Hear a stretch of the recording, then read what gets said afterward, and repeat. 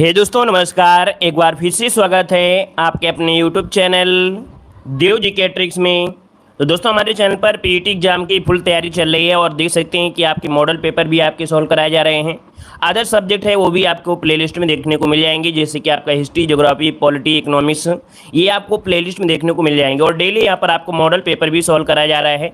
तो जितने लोग यहाँ पर नए हैं और पहली बार पेपर देने जा रहे हैं वो लोग बेहतरीन तरीके से तैयारी करें, ताकि आप लोगों का जो मार्क है वो बहुत अच्छे नंबर यहाँ पर आ सकते हैं। और हमारे चैनल पर आपको हर एक प्रकाशन सॉल्व कराया जाता है, ठीक है। वो कोई भी प्रकाशन हो, चाहे चक्षु प्रकाशन हो, ये अरविंद प्रकाशन हो, या आपका टो सीरीज हो, या आपके अंकित भाटे सर, मतलब हर एक प्रकाशन आपको हमारे इस चैनल पर देखने को मिल जाएंगे। और बेहतरीन तरीके से आपको यहाँ पर फास्ट रिवीजन आपका होगा भी, ठीक है। रेडी होते हैं? चलिए, पहला क्वेश्चन आपका दिया गया है कि सिंधु घाटी का स्थल कालीबंगा किस प्रदेश में है।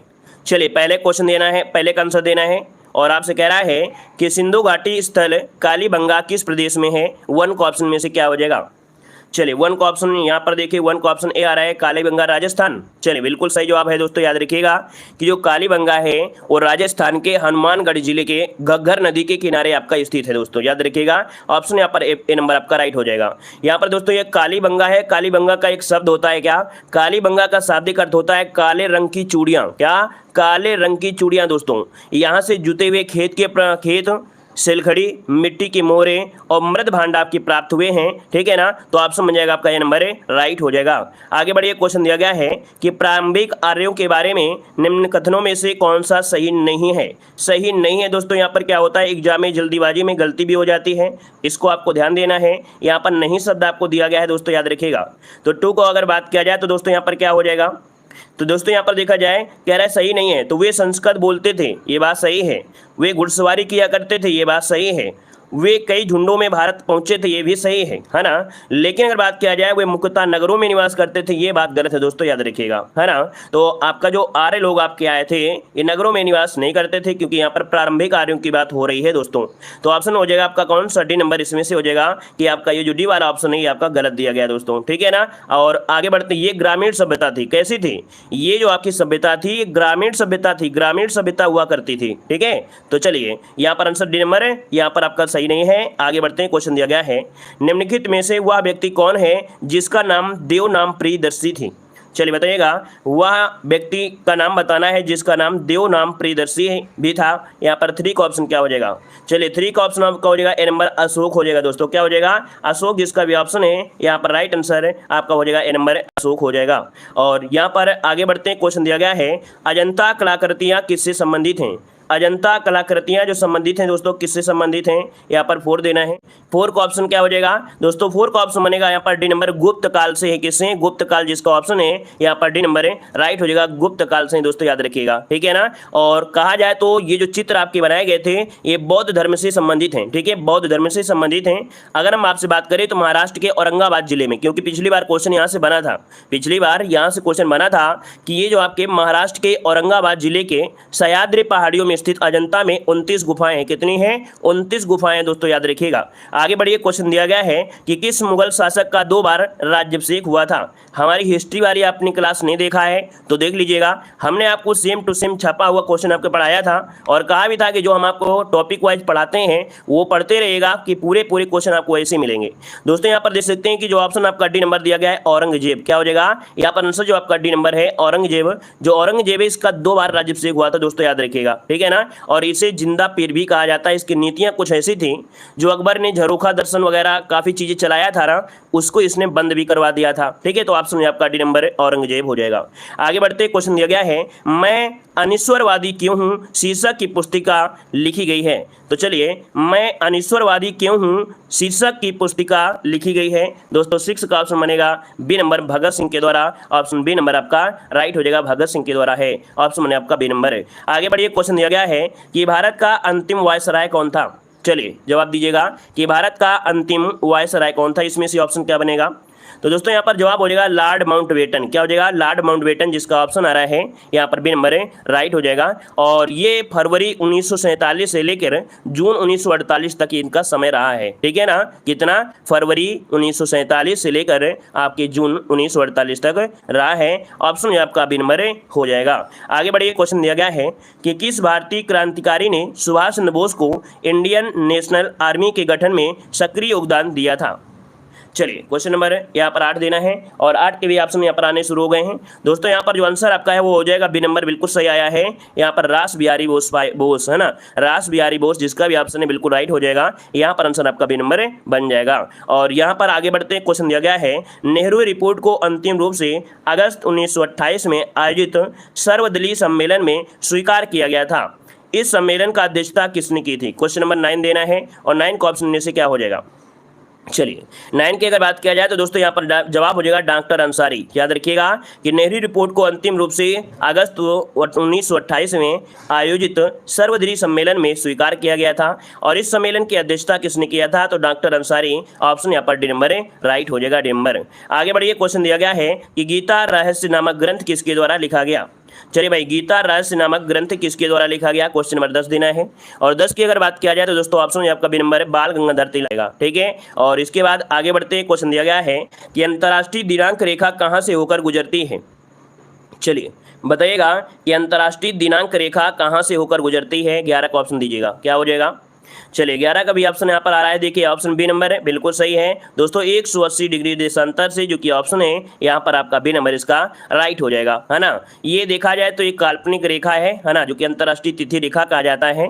और इस रेखा पर पूर्व व पश्चिम में 1 दिन का अंतर होता है दोस्तों, याद रखिएगा, ठीक है, 1 दिन का अंतर होता है। और इसके बाद आगे बढ़ते हैं, क्वेश्चन दिया गया है इंदिरा पॉइंट किसकी दक्षिणी नोक है? बताइएगा इंदिरा पॉइंट किसकी दक्षिणी नोक है? तो 12 का ऑप्शन क्या बनेगा? चलिए 12 नंबर में ए नंबर, बिल्कुल सही है, अंडमान निकोबार द्वीप समूह, इसका जो आंसर है वो आपका राइट हो जाएगा। और यहाँ पर भी आपका देखा जाए तो आपका जो इंदिरा पॉइंट है वो आपके ग्रेट निकोबार में है। कहाँ पर है? ग्रेट निकोबार, जो कि ऑप्शन बनेगा ए नंबर इसका राइट हो जाएगा। क्लियर है। और यहाँ पर आगे बढ़ते, क्वेश्चन दिया गया है निम्नलिखित में से किस नदी के तट पर गोरखपुर स्थित है? किस नदी के तट पर गोरखपुर स्थित है? क्वेश्चन नंबर 13 देना है और 13 के भी ऑप्शन यहाँ पर आ रहे हैं। और जवाब देखिए, आपका जवाब हो जाएगा सी नंबर, राप्ती नदी किनारे, ठीक है ना। जो आपका गोरखपुर शहर है ये आपके राप्ती नदी किनारे आपका बसा हुआ है दोस्तों, याद रखिएगा। यहाँ पर सरयू की अगर बात किया जाए तो सरयू के किनारे कौन है? अयोध्या है, सॉरी। वहीं पर देखा जाए जो आपसे यहाँ पर दिया गया है अहमदाबाद जैसे हो गया, है ना, अहमदाबाद पूछा जाता है, साबरमती नदी किनारे है। और यहाँ पर देखा जाए तो आपका सूरत हो गया ताप्ती नदी किनारे, है ना, उज्जैन हो गया क्षिप्रा नदी किनारे, हैदराबाद हो जाएगा मूसी नदी किनारे, ठीक है। आगे बढ़िए, क्वेश्चन दिया गया है कि निम्नलिखित में से किस राज्य में प्रत्यावर्ती मानसून का अधिक प्रभाव होता है? बताइएगा कि निम्नलिखित में से किस राज्य में प्रत्यावर्ती मानसून का अधिक प्रभाव होता है? क्वेश्चन नंबर 14 देना है और 14 का जो ऑप्शन बनेगा यहाँ पर से हो जाएगा आपके तमिलनाडु हो जाएगा। अर्थात ये कह सकते हैं प्रत्यावर्ती मानसून जिसे कहा जाता है, जिसे बोलते हैं लौटता हुआ मानसून। क्या? लौटता हुआ मानसून, जो कि आपके अक्टूबर नवंबर महीने में जब मानसून पीछे की ओर लौट रहा होता है तो उस समय जो बारिश होती है वो आपकी अधिकांश वर्षा आपके तमिलनाडु क्षेत्र में होती है ना। तो ऑप्शन क्या हो जाएगा? सी नंबर राइट हो जाएगा। आगे बढ़िए, क्वेश्चन दिया गया है कि खनिज पदार्थों की दृष्टि से कौन सा भारतीय क्षेत्र अधिक समृद्ध है? चलिए, खनिज पदार्थों की दृष्टि से कौन सा भारतीय क्षेत्र अधिक समृद्ध है? क्वेश्चन नंबर 15 में। तो 15 का दोस्तों ऑप्शन आपका डी नंबर, छोटा नागपुर का पठार। क्या? छोटा नागपुर का पठार, जो कि ऑप्शन बनेगा यहाँ पर आपका डी नंबर इसका राइट हो जाएगा। दोस्तों हमने बताया था इसके बारे में कई क्वेश्चन आपके बनते हैं, है ना। और कह सकते हैं कि इसे भारतीय खनिज का हृदय स्थल भी कहा जाता है। क्या? इसे भारतीय खनिज का हृदय स्थल भी कहा जाता है। इसे भारत का रूर प्रदेश भी कहा जाता है ना। और यहाँ धारवाड़ और गोंडवाना प्रकार की चट्टानों या संरचनाओं का यहाँ पर उल्लेख भी है। अर्थात कह सकते हैं कि ऐसी चीजें हैं। यहाँ पर देखा जाए तो अयस्क, तांबा, कोयला, खनिज आदि भंडार आपके मौजूद है दोस्तों, इसलिए अपने भारत के लिए सबसे ज्यादा महत्वपूर्ण है। इसीलिए इसे भारतीय खनिज का हृदय स्थल और इसे रूर प्रदेश भी कहा जाता है। ठीक है, आगे बढ़िएगा। कह रहा आपसे आधुनिक अर्थशास्त्र का जनक किसे कहते हैं? बताना है आधुनिक अर्थशास्त्र का जो जनक कहा जाता है वो किसे कहते हैं? क्वेश्चन नंबर 16 देना है और 16 का भी जवाब लगभग सभी का जवाब देखिए बहुत ही पहले आ गया है है ना। यहाँ पर जो आंसर आपका है, आपका ए नंबर हो जाएगा एडम स्मिथ हो जाएगा। क्या हो जाएगा? एडम स्मिथ, जिसका ऑप्शन यहाँ पर ए नंबर है राइट हो जाएगा, एडम स्मिथ हो जाएगा। आगे बढ़िए, क्वेश्चन दिया गया है निम्नलिखित में से कौन सी विशेषता भारतीय अर्थव्यवस्था की विशेषता नहीं है। चलिए बताइएगा कि निम्नलिखित में से कौन सी विशेषता भारतीय अर्थव्यवस्था की विशेषता नहीं है। क्वेश्चन नंबर यहाँ पर 17 है। तो 17 का ऑप्शन की देखा जाए तो देखो, कृषि की प्रधानता है, बृहत्तम बेरोजगारी भी है ना, न्यूनतम प्रति व्यक्ति आय भी है, लेकिन उद्योग की प्रधानता ये आपका नहीं होगा। तो दोस्तों ऑप्शन बनेगा यहाँ पर बी नंबर, जिसका भी आया है बिल्कुल राइट हो जाएगा। आगे बढ़िए, क्वेश्चन दिया गया है केंद्रीय सांख्यिकी कार्यालय का मुख्यालय कहाँ पर है। केंद्रीय सांख्यिकी कार्यालय का मुख्यालय पूछा गया है, और आपका जो आंसर बनेगा क्या हो जाएगा? तो दोस्तों 18 का ऑप्शन बनेगा बी नंबर, दिल्ली है दोस्तों। क्या है? दिल्ली, जिसका ऑप्शन है यहाँ पर आपका बी नंबर है राइट हो जाएगा, बी नंबर राइट हो जाएगा। और यहाँ पर आगे बढ़ते हैं, क्वेश्चन आपसे अगला पूछा गया है निम्नलिखित में से किस पंचवर्षीय योजना के तहत हरित क्रांति की शुरुआत की गई थी। चलिए दोस्तों, यहाँ पर जवाब देना है कि किस पंचवर्षीय योजना के तहत हरित क्रांति की शुरुआत की गई थी। सही जवाब इनमें से क्या हो जाएगा? क्वेश्चन नंबर 19 में। चलिए, हरित क्रांति की शुरुआत जो हुई थी वो आपकी 66 से हुई थी। तो इसका मतलब आप देखा जाए तो आपका आंसर यहाँ पर बनेगा क्या? ए नंबर। इसका आंसर हो जाएगा आपका यहाँ पर तृतीय हो जाएगा, है ना, तृतीय, जो कि ऑप्शन बनेगा ए नंबर राइट हो जाएगा। देखा जाए तो हरित क्रांति का जो कि 1960 के दशक में नॉर्मन बोरलॉग द्वारा शुरू किया गया था। दोस्तों यहाँ पर याद रखिएगा, हरित क्रांति की शुरुआत ये दिया है, ये नहीं कह रहा है भारत में हरित क्रांति, ठीक है। अगर भारत में हरित क्रांति होती तो हम लोग 66 कहते, लेकिन यहाँ पर हरित क्रांति की शुरुआत है जो कि नॉर्मन बोरलॉग के द्वारा शुरू किया गया था 1960 के दशक में, 1960 के दशक में, और उन्हें विश्व में हरित क्रांति का जनक कहा जाता है, ठीक है ना, समझ में आ गया होगा।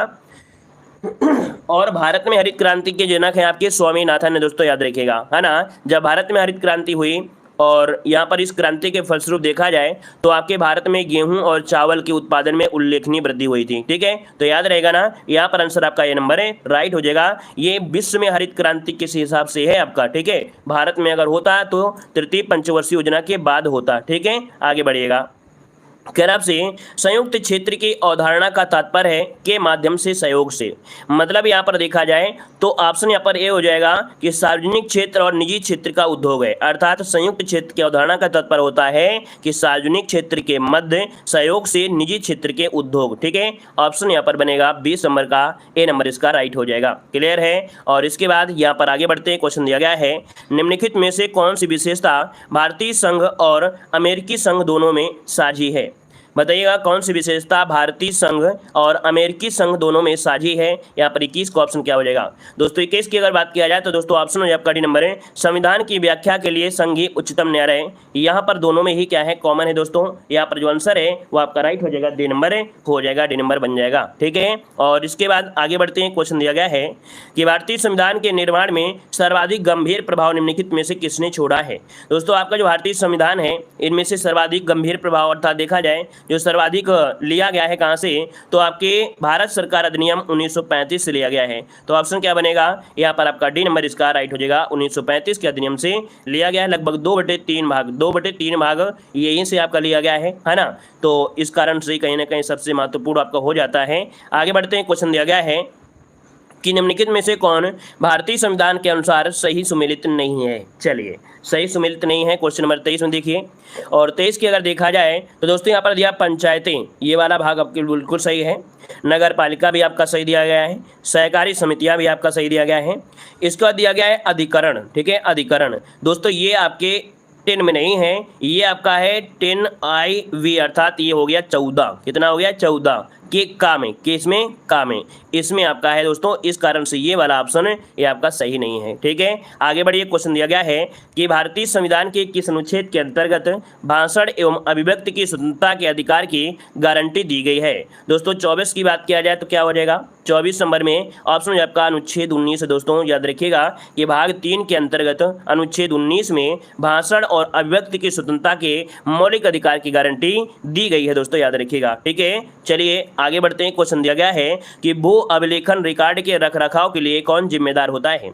ऐसे क्वेश्चन आपने लेखपाल में भी पढ़ा होगा, ठीक है ना, लेखपाल में पढ़ा होगा। हमने बताया था कि पीटी एग्जाम एक ऐसा एग्जाम है जो कि भाई कम से कम 10 ऐसी वैकेंसियाँ, 10 से 15 वैकेंसियाँ हैं जो पीटी के थ्रू होंगी और इसका सिलेबस उनसे कॉमन होगा। तो स्वाभाविक है कि कॉमन क्वेश्चन तो मिलना ही मिलना है, ठीक है ना। तो चलिए, भू अभिलेखन या रिकॉर्ड का जो रख रखाव होता है इसके लिए जिम्मेदार होता है दोस्तों 25 नंबर में ऑप्शन बनेगा आपका ए नंबर पटवारी होता है दोस्तों। ठीक है, कौन होता है? पटवारी, अर्थात जो लेखपाल होता है। ठीक है, और इसके बाद आगे बढ़ते हैं। क्वेश्चन दिया है कि लोहे की सुई पानी की सतह पर किस कारण तैरती रहती है? किस कारण तैरती रहती है? तो दोस्तों यहाँ पर 26 का ऑप्शन क्या हो जाएगा? यहाँ पर देखिए पृष्ठ तनाव के कारण, यहाँ पर जो आंसर है आपका बी नंबर राइट हो जाएगा। पृष्ठ तनाव के कारण क्या होती है? तैरती रहती है। आपका जवाब हो जाएगा बी नंबर राइट हो जाएगा। ठीक है, और आगे बढ़ते हैं। क्वेश्चन दिया गया है कि सामान्य आंखों के लिए स्पष्ट दृष्टि की न्यूनतम दूरी कितनी होती है? सामान्य आंखों के लिए स्पष्ट दृष्टि की न्यूनतम दूरी कितनी होती है? दोस्तों 27 का ऑप्शन क्या हो जाएगा? चलिए 27 नंबर में तो आपका जवाब हो जाएगा डी नंबर 25 सेंटीमीटर। क्या हो जाएगा? 25 सेंटीमीटर, जिसका ऑप्शन है यहाँ पर डी नंबर राइट हो जाएगा। और ये तो आप लोग बहुत पहले से ही पढ़ते चले आ रहे हैं, है ना। चलिए आगे बढ़ते हैं। क्वेश्चन दिया गया है कि लंबे समय तक कठोर शारीरिक कार्य के पश्चात मांसपेशियों में थकान का अनुभव होने का कारण क्या है? अगर आप लगातार यहाँ पर कठोर परिश्रम कर रहे हैं तो आपकी मांसपेशियों में थकान होता है, इसका कारण क्या होता है? चलिए 28 नंबर दीजिएगा।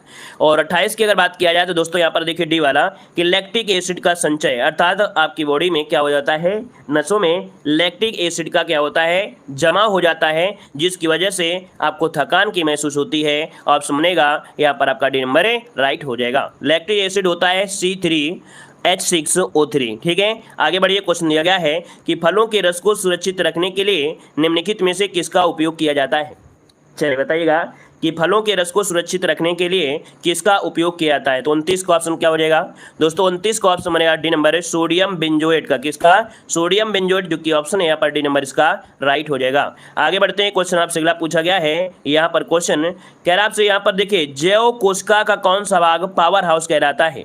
चलिए, जैव कोशिका का कौन सा भाग पावर हाउस कहलाता है? दोस्तों 30 का ऑप्शन क्या हो जाएगा? तो 30 का ऑप्शन सी हो जाएगा माइटोकॉन्ड्रिया। ठीक है ना, माइटोकॉन्ड्रिया ऑप्शन सी हो जाएगा।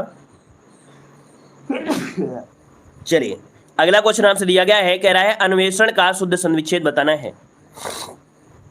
चलिए अन्वेषण का शुद्ध संविच्छेद पूछा गया 36 नंबर में, और 36 का ऑप्शन क्या हो जाएगा? तो आपका जवाब डी हो जाएगा अनुधन-एषण। क्या हो जाएगा? अनुधन-एषण, जिसका ऑप्शन है यहाँ पर डी नंबर इसका राइट हो जाएगा, अनुधन-एषण हो जाएगा। ठीक है, चलिए आगे बढ़िए। क्वेश्चन दिया गया है तामसिक का विलोम शब्द क्या होता है? तामसिक का विलोम पूछा गया है, और तामसिक का विलोम क्या हो जाएगा?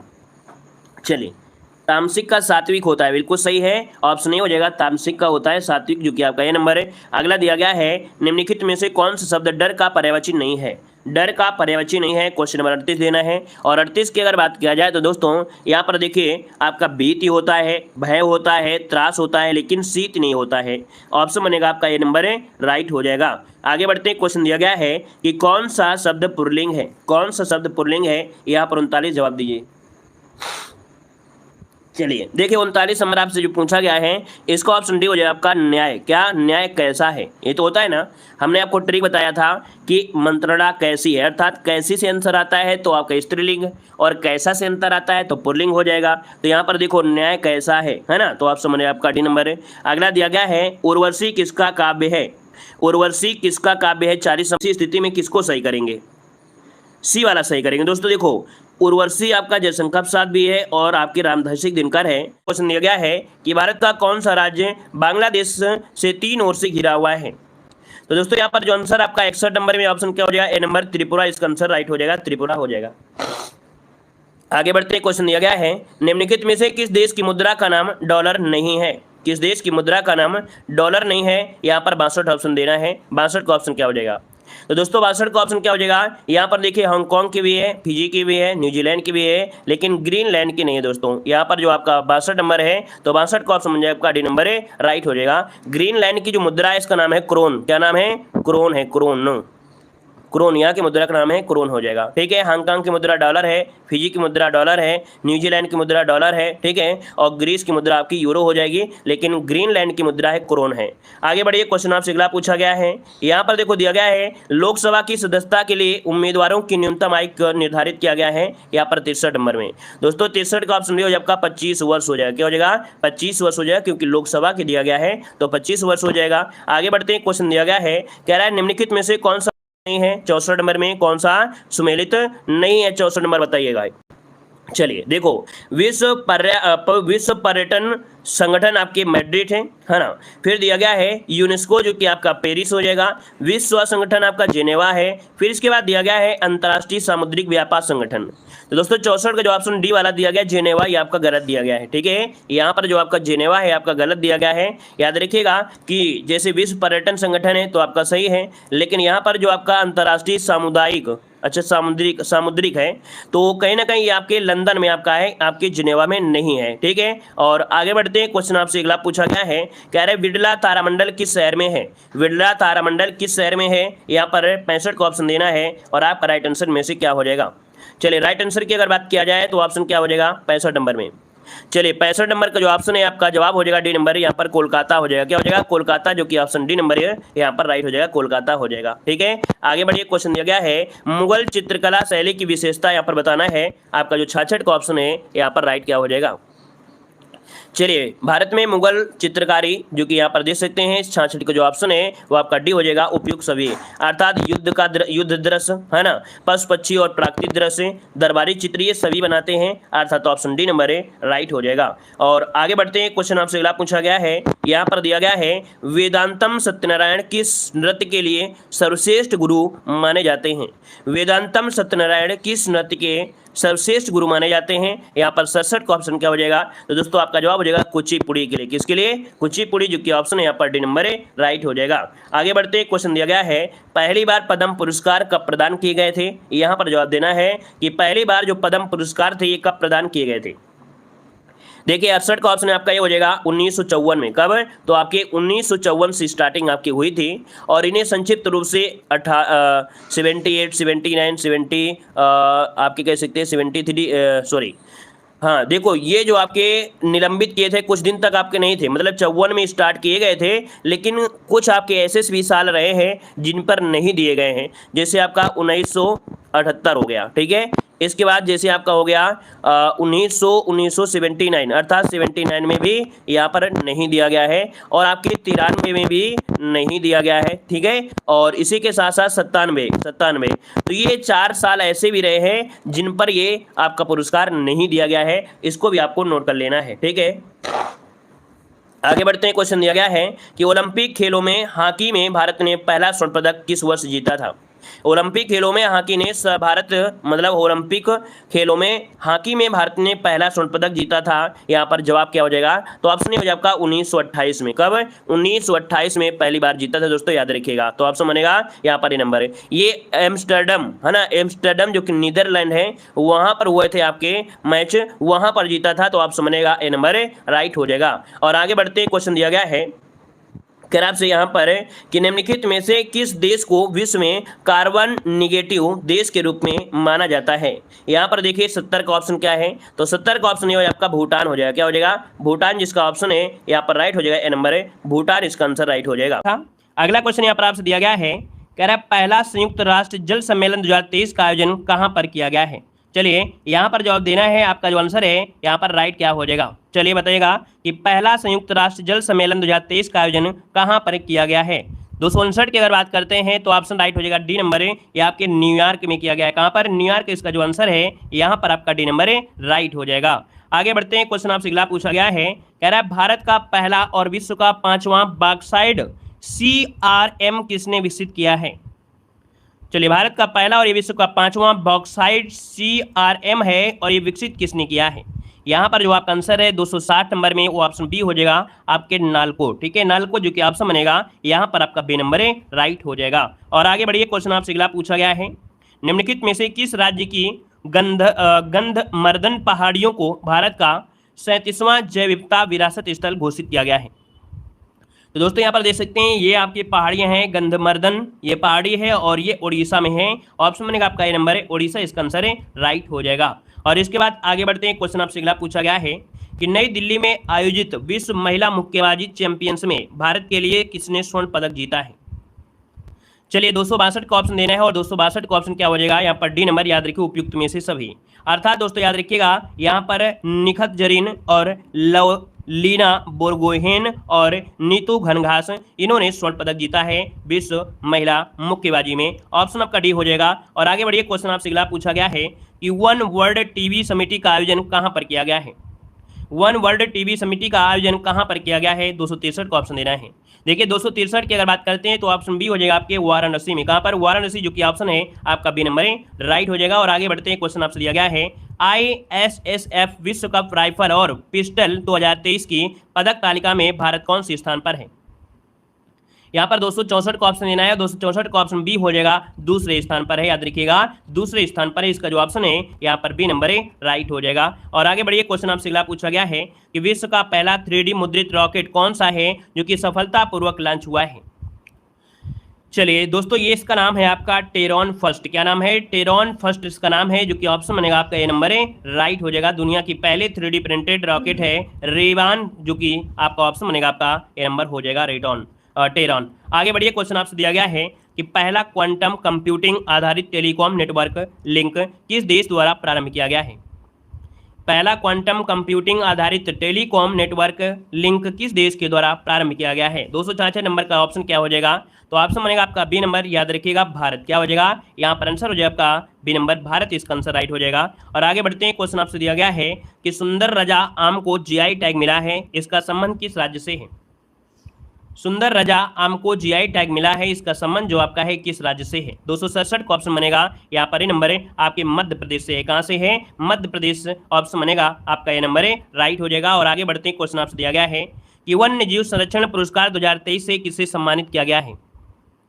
यहाँ पर जो आपका आंसर है दोस्तों राइट हो जाएगा, क्या यहाँ पर आलिया मीर, क्या आलिया मीर को वन्य जीव संरक्षण पुरस्कार 2023 से सम्मानित किया गया है। और ये है कहाँ की, तो आपकी कश्मीर की हैं दोस्तों, याद रखिएगा। ठीक है, यहाँ पर आगे बढ़िए, क्वेश्चन आपसे अगला पूछा गया है कि गेटवे ऑफ इंडिया के एलिफेंटा की गुफाओं तक 16.20 किलोमीटर तक तैरने वाले पहले व्यक्ति कौन बने हैं। दोस्तों यहाँ पर देख सकते हैं एलिफेंटा की गुफाओं तक, है ना, कहाँ से, गेटवे ऑफ इंडिया से। तो दोस्तों 16.20 किलोमीटर तक तैरने वाले पहले व्यक्ति हैं। यहाँ पर प्रकाश क्या है, कृष्ण प्रकाश, जो कि कृष्ण प्रकाश प्रसाद, ऑप्शन आपका बनेगा यहाँ पर आपका ए नंबर राइट हो जाएगा दोस्तों, जो कि ये 26 मार्च जो कि किया था। यहाँ पर आगे बढ़िए, क्वेश्चन आपसे अगला पूछा गया है, कह रहा आपसे कि भारत और अफ्रीकी देशों के सेना प्रमुखों का पहला संयुक्त जो सम्मेलन हुआ है, ये कहाँ पर हुआ है।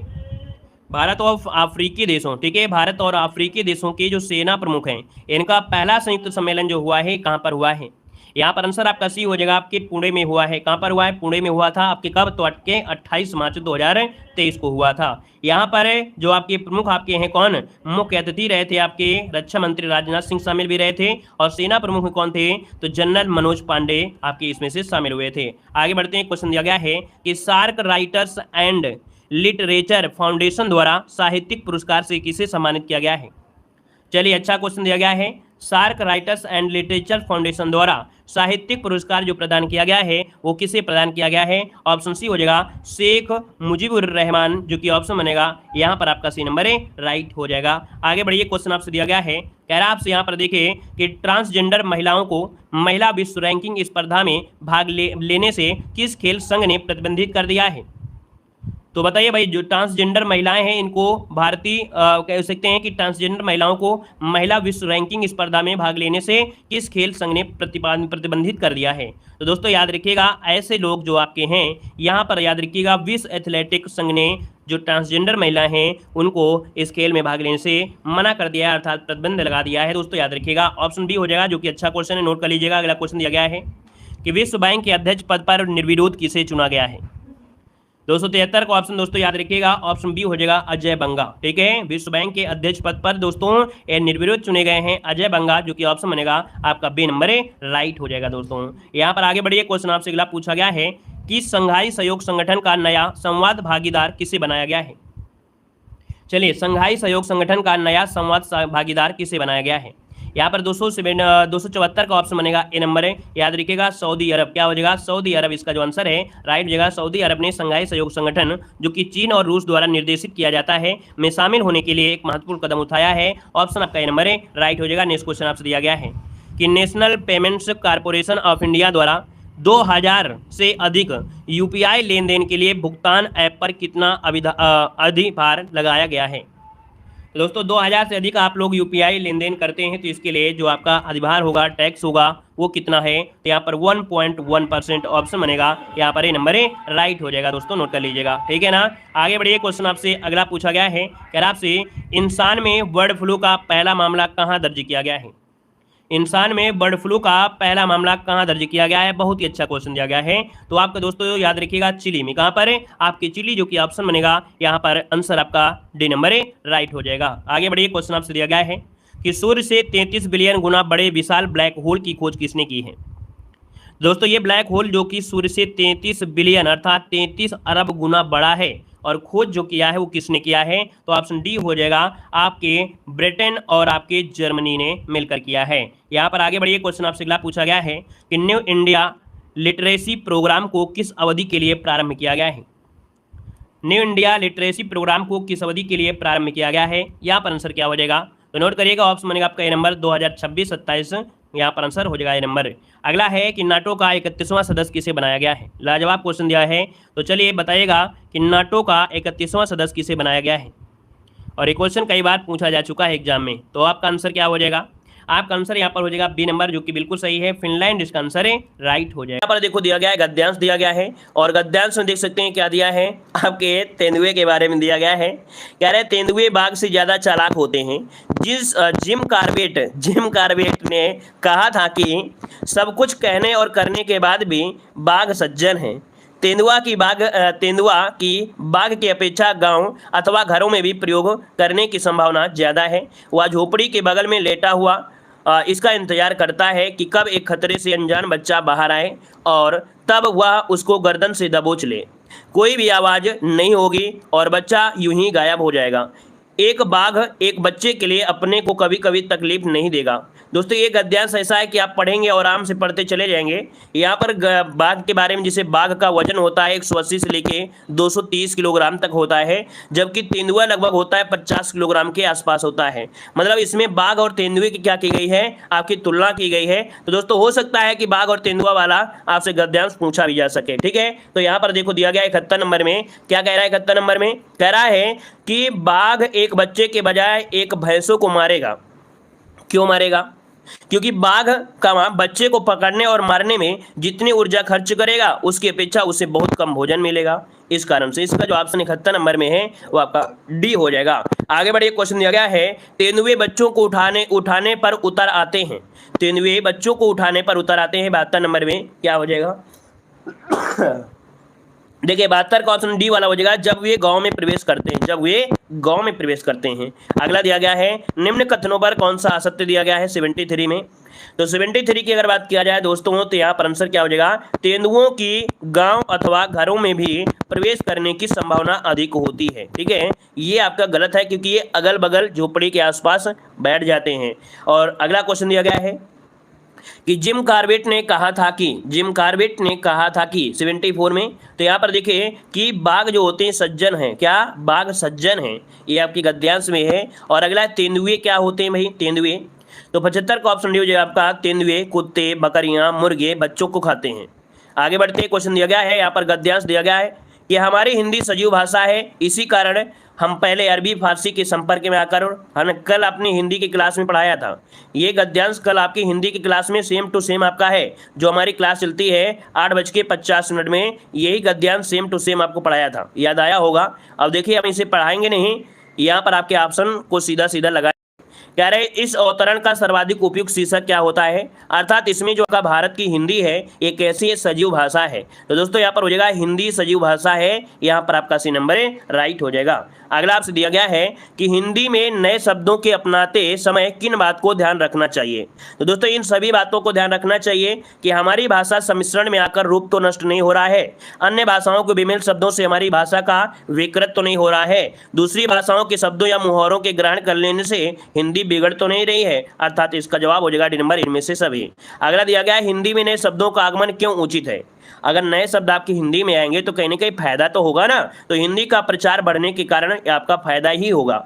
अगला आपसे दिया गया है निम्नलिखित में से कौन सा कथन सही दिया गया है। तो यहाँ पर देखो हिंदी में अरबी फारसी के शब्द हैं, हिंदी में अंग्रेजी के शब्द आपके हैं, हिंदी में और भी अनेक देशी विदेशी भाषाओं के शब्द हैं, अर्थात इसमें ऑप्शन जो आपका डी नंबर है इनमें से सभी आपके हो जाएंगे। ठीक है, अगला है हिंदी भाषा की वह कौन सी विशेषता है जिसे लेखक ने गुण माना है, दोष नहीं माना है। मतलब कि हिंदी में अगर नए भाषा आते हैं तो कहीं ना कहीं प्लस पॉइंट आपके लिए, निगेटिव नहीं है।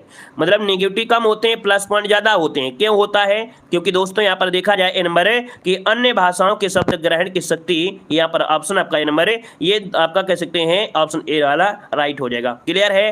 तो इस प्रकार से ये टेस्ट पेपर आपका कंप्लीट होता है। जय हिंद, वंदे मातरम।